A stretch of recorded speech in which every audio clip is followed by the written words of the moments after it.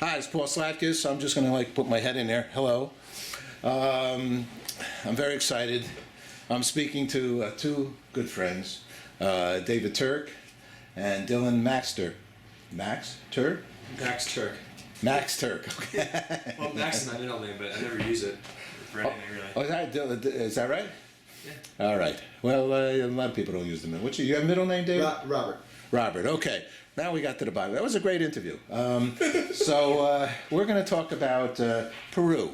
All right. And let's see if we got this in the camera here.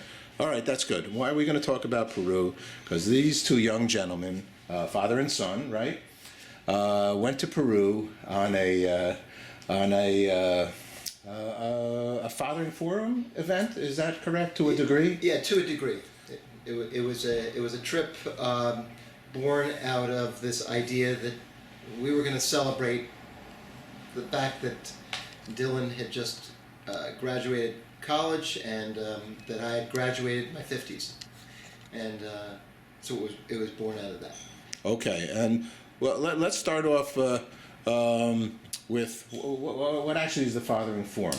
The Fathering Forum, Paul, is a collection of groups, fathering groups around the country that is dedicated to increasing the quality of fathering worldwide. What we do is we have small groups of 6 to 10 men in different cities, and what these groups do, these groups of dads do, is we help each other be the very best fathers we can be in service of our children. All right, we love that, and the Fathering Forum has been one of the organizations involved with our Peace Day events as well, and shared some of their thoughts about the importance of a strong family, and being a good dad, whether a mother-father home or a father-father home or a mother-mother home, I guess, all those things. In some cases, fatherless or motherless. Oh, okay. All right. But the important thing and the mission is being a good dad. That's right. And so Dylan is your son. And I actually know Dylan for a long time, and I do know David a long time.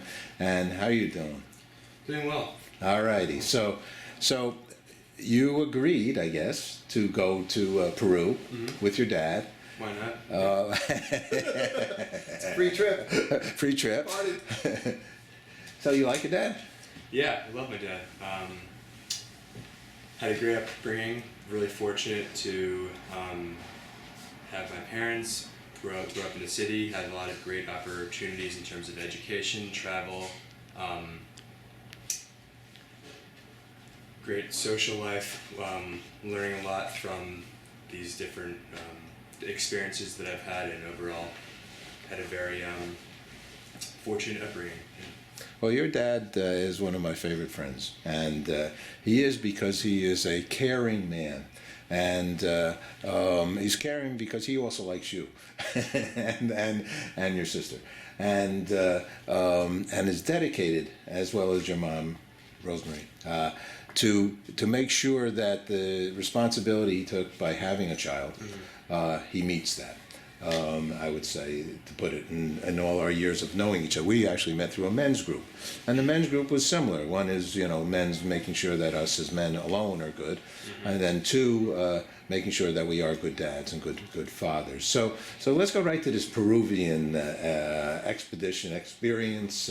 Tell us about it. Adventure. Okay. Yeah. What is it? So, well, what happened, Paul, was I was interested in doing something big for my 60th, his graduation from college, and I was inspired by the R.A. Dickey's blog.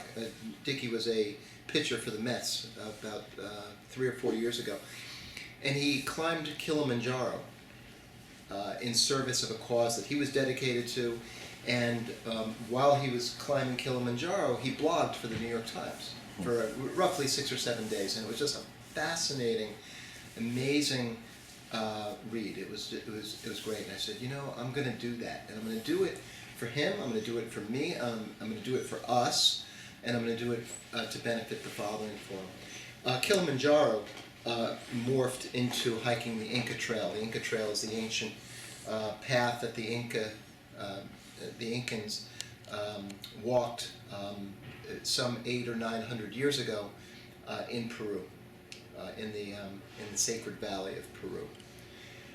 So we said we were going to do this. We decided to make it a thing with not just between the two of us, but to go with 3 other friends, and it just grew from there, and it was just kind of an amazing evolution. This trip started as just he and I doing this hike into a 5-man adventure over the course of 2 weeks. Okay, and so Dylan, did you know going into this that was going to be the agenda? Yeah, I tried to have not many expectations going into it, but of course it didn't happen that way because I've heard a lot about Peru. I've had some friends who have had the Peru and Machu Picchu experience. I knew that 3 of my dad's close friends were going, Mike Goldstein, Tom Tees, and Florencio Navarro, and I've known them for many years as well, and I was really excited to hang out with 3 60 and 50-year-olds and really see myself and my dad and his 3 friends in a different light than I would experience in the city, and it was definitely exceeded my expectations despite having wild expectations. I remember one time in high school. I grew up in Tarrytown, going with my dad to his bowling team. And the bowling team had all these guys, that we all got together. And I think that's the first time I ever heard a curse word in my life out of maybe my father and my father's friends, And I said to myself, it just, you didn't kind of do that in your own house that often. And you start to realize, I think that curse word probably made me think that my dad was like me. I don't know, did you have any experiences there? You're older now, and your dad, I know, does tons of things with you and your sister and your mom.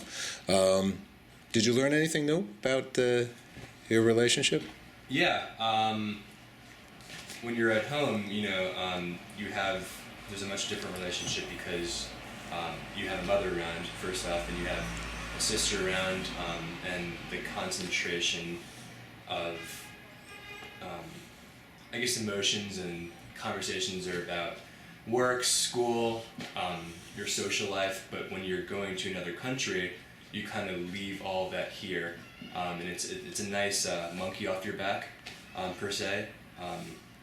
To leave these burdens, other things in life that you can get rid of when you travel, and being in Peru allowed us to have a different relationship, see each other in a new light, being playful, more open, especially being with 3 of his best friends, who are basically uncles of mine, close friends of mine as well, and just kind of hang out, going to a new country we hadn't seen before. There's a lot of humor that comes out of the 3 of us, a lot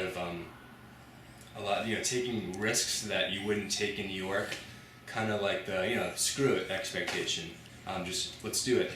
So that kind of brought both of us out of our shells in ways that we couldn't really experience here, whether it being going salsa dancing, climbing Machu Picchu, going camping for 4 days, trying Peruvian pork, which kind of grosses you out to a certain extent. All these kind of wild little and big experiences and new things that kind of brought a new light to our relationship. And he left out the drinking of a lot of pisco. A lot of pisco as well. Yeah, the Peruvian brandy. Yeah.